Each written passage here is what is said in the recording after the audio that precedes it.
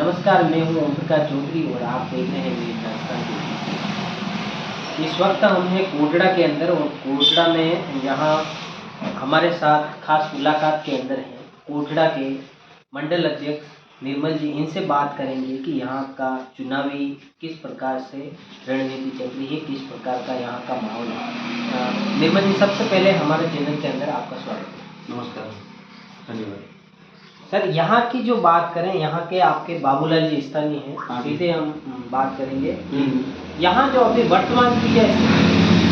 वर्तमान में बाबूलाल जी की बहुत अच्छी स्थिति है और बाबूलाल जी पिछली बार जो हमने लीड कोटड़ा से दी थी उससे हम इस बार 5-7 हज़ार बढ़ा गए हैं और निश्चित तौर पर बाबूलाल जी को विजयश्री हासिल होगी ऐसी हम आशा करते हैं।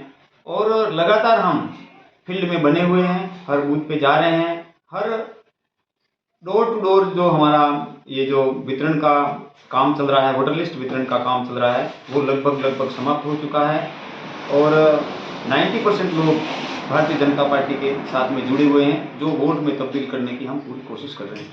यहाँ कांग्रेस के प्रत्याशी हीरालाल दरांगी हैं और उनके पक्ष में यहाँ लगातार बड़ी सभाएं कराने का रीजन भी यही है कि यहाँ के लोगों को साधा जाए। उसमें ये सभाएं इनकी कितनी कारगर साबित होगी? यहाँ देखो, प्रजातंत्र है, प्रजातंत्र में सभी को अधिकार है कि वो अपना पक्ष पब्लिक के सामने रखें। अब जनता ये फैसला करेगी कि वोट किसको देना है। इस देश में एक ये चीज़ चल रही है मोदी जी के बारे में कि भाई कमल के फूल पे जो वोट जनता ने किया है उसका असर इतना हुआ है कि धारा 370 हटी है। उसका असर कमल के फूल पे जो वोट पड़ा है उसका असर ये हुआ है कि अयोध्या में राम मंदिर बन रहा है।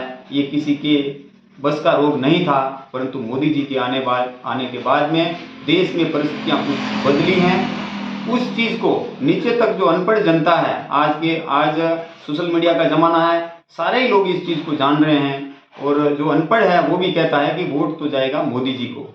इसलिए जीतना निश्चित है, ये हम दावे के साथ कह सकते हैं। अच्छा, अगर बात की जाए राजस्थान में गहलोत सरकार अपनी योजनाओं पे कहती है कि सरकार रिपीट होगी और लगातार उन योजनाओं को के माध्यम से प्रचार प्रचार हो रहा है, तो उसका प्रभाव कितना पड़ रहा है? देखो, गहलोत साहब अपना काम कर रहे हैं, जनता सारी चीज़ें जानती हैं।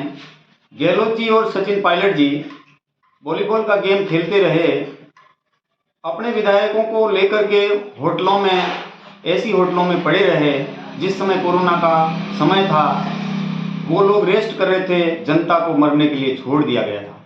जनता की कोई सेवा नहीं की। मोदी जी ने सोचा, क्योंकि बाजार बंद थे, पुलिस ने नाकाबंदी कर रखी थी, दवाई उस बीमारी की थी नहीं। ऐसे समय में मोदी जी ने सोचा कि देश की जनता, जो गरीब जनता है, वो क्या खाएगी, क्या पिएगी, कैसे जिएगी। तो मोदी जी ने प्रति व्यक्ति 5 किलो अनाज फ्री देने का काम किया और वो भी घर घर देकर देने का काम किया।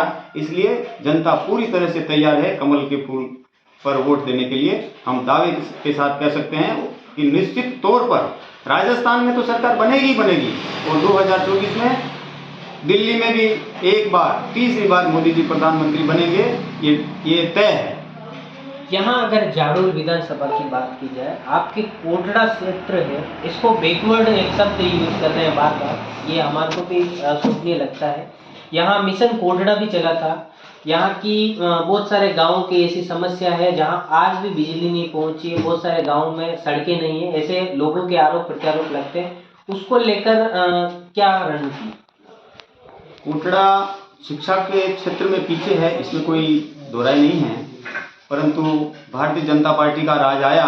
उसके बाद में जब पहली बार वसुंधरा जी मुख्यमंत्री बने, तब यहाँ पर पहली बार राजकीय कॉलेज खोलने का काम अगर किसी ने किया है तो भारतीय जनता पार्टी ने किया है। उससे पहले यहाँ पर सामान्य लोग सरपंच बनते थे। शेखावत साहब ने 1995 में टीएसपी एरिया बना करके एक आरक्षण देने का काम किया है, उससे यहाँ बदलाव आया है। उससे पहले कांग्रेस ने यहाँ के आदिवासियों के बारे में कभी भी कोई सोचा नहीं है। तब से 95 से लगा करके आज तक, यानी वार्ड पंच से लगा करके एमपी एमएलए तक सारे आदिवासी बनते हैं टीएसपी क्षेत्र में। तब से हमारा एक उठाव आया है और बदलाव आया है, परंतु कांग्रेस ने हमें 60 साल तक वोट लेने का काम किया है, इसलिए हम पिछड़े हैं। सिर्फ और सिर्फ कांग्रेस के कारण पिछड़े हुए हैं, नहीं तो हम कांग्रेस आदिवासियों के लिए अगर अच्छा काम करती तो आज हम यहाँ नहीं होते। ये सारा दोष कांग्रेस का है, इसलिए कांग्रेस को यहाँ से वोट मिलने वाले नहीं हैं। अगर बात की जाए यहाँ इस विधानसभा के अंदर लगातार कांग्रेस और बीजेपी की टक्कर मानी जाती थी, लेकिन इस बार स्थानीय यहाँ के जो लोग हैं वो बीटीपी और बाप के साथ हैं और बीटीपी बाप भी इस बार कांग्रेस और बीजेपी के सामने मुसीबत बनी हुई है। यहाँ के लिए क्या स्थिति रहने वाली होगी? यहाँ बीटीपी और बाप की कोई ज़्यादा वोट प्रतिशत नहीं है, 1-2% वोट कट सकते हैं, लेकिन वो हमारे वोट नहीं कट रहे हैं। लगभग उनकी मानसिकता पूरी तरह से कांग्रेसी मानसिकता थी। ऐसे लोग कांग्रेस से नाराज होकर के बीटीपी या बाप में जा रहे हैं, वो कांग्रेस का ही नुकसान करेंगे।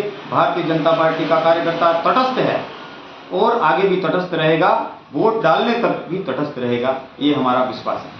यहाँ अगर बात की जाए आपके कोटड़ा के अंदर, तो यहाँ 132 kV जो लाइन थी पावर हाउस का, उसका काम भी रुका हुआ, उसको लेकर क्या कहना चाहिए? यहाँ लोगों की मांग है। यहाँ पे 132 kV की घोषणा अशोक जी गहलोत साहब ने 2 साल पहले की है बजट घोषणा में, परंतु आज तक उसकी बाउंड्री ही बनी है।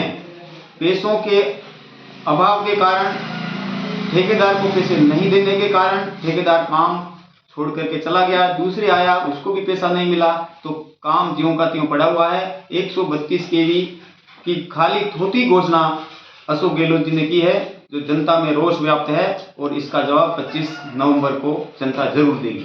अच्छा, यहाँ बात की जाए, एक मुख्य मुद्दा यहाँ लगातार उठ रहा है और उसको बीटीपी और बाप भी जोरों से रख रहे हैं कि यहाँ के विधायक बाबूलाल जी हों और राजस्थान की सरकार कांग्रेस सरकार है, इन्होंने मील के बांध जो 2 काम थे चकमारी और गुजड़े, उसको लेकर यहाँ लगातार इन लोगों ने विज्ञापन जो भी दिए हैं, लेकिन उसका कोई रिजल्ट नहीं आया। उसका कितना नुकसान आपको होने वाला है? हमें इस चीज़ का नुकसान नहीं होने वाला है। राजस्थान में सरकार कांग्रेस की है, अशोक जी की सरकार है, और अशोक जी ने बिना सोचे समझे, मुख्यमंत्री ने यहाँ के लोगों से पूछे बिना यहाँ 2 बांधों की घोषणा की है। उन्होंने ये नहीं सोचा कि यहाँ की जनता, इस डूब क्षेत्र में आने वाली जनता कहाँ जाएगी, उनका पुनर्वासन कहाँ होगा, इस बारे में जरा भी नहीं सोचा और डैम की घोषणा कर दी। उस विधानसभा में ही उसी समय आदरणीय हमारे जो विधायक साहब हैं, उन्होंने तुरंत खड़े होकर के इसका जवाब दिया, लेकिन उसका कोई प्रत्युत्तर नहीं मिला है। और हमने इस क्षेत्र की जनता के लिए, जो डूब क्षेत्र में आ रहे हैं, उनके लिए कंधे से कंधा मिला करके इस समस्या को सरकार तक पहुंचाने का काम किया। उनसे पूछा, परंतु उनके जो आला अधिकारी थे, हम 2 दिन तक यहाँ धरने पे बैठे, लेकिन कोई बात करने को तैयार नहीं हुआ। ऐसी जो एक जन विरोधी सरकार है, उसको हम जड़ से उखाड़ करके फेंकने का काम करने वाले हैं। और उस क्षेत्र के जो लोग हैं, डूब क्षेत्र वाले, वो तो कांग्रेस को एक भी वोट देने के लिए तैयार नहीं है, क्योंकि ये योजना है कांग्रेस लाई है। और इस एरिया में पैसा कानून लागू होता है, पैसा एक्ट लागू होता है, 5वीं अनुसूची, 5वीं और जो 6ठी अनुसूची की बात करते हैं, उसमें सरकार का दायित्व बनता है कि इस क्षेत्र में रहने वाले जो लोग हैं, उनसे पूछे बिना, ग्राम सभा की सहमति के बिना कोई भी प्रस्ताव सरकार पास नहीं कर सकती है। परंतु सरकार ने न तो यहाँ की जो ग्राम सभा से पूछा है, न सरपंच से पूछा है, न किसी प्रतिनिधि से पूछा है, और मनमानी तरीके से उन्होंने घोषणा करके इन आदिवासियों को बेदखल करने का काम किया है। हम इसका जवाब 25 नवंबर को जरूर देंगे। अगर बात की जाए, यहाँ बाबूलाल जी जीतते हैं और राजस्थान के अंदर अगर भाजपा सरकार आती है, क्या ये काम रुकेगा? बिल्कुल, हम पूरी कोशिश करेंगे। विधायक जी का कहना है कि जब तक इन लोगों की समस्याओं का समाधान नहीं होता है, तब तक हम बांध नहीं बनने देंगे, क्योंकि पहले तो सोचना पड़ेगा कि ये लोग आगे जाएंगे कहाँ हैं, क्योंकि जितनी जमीन खाते वाली है, उससे 4 गुना बिना खाते वाली वहाँ जमीन है। तो वहाँ जो निवास करने वाले लोग हैं, वो कहाँ जाएंगे, उनकी चिंता पहले करनी पड़ेगी, क्योंकि जनता जनार्दन, प्रजातंत्र में जनता से ही राज चलता है। तो जनता की अगर हम चिंता नहीं करेंगे, तो हम नेता किस बात के?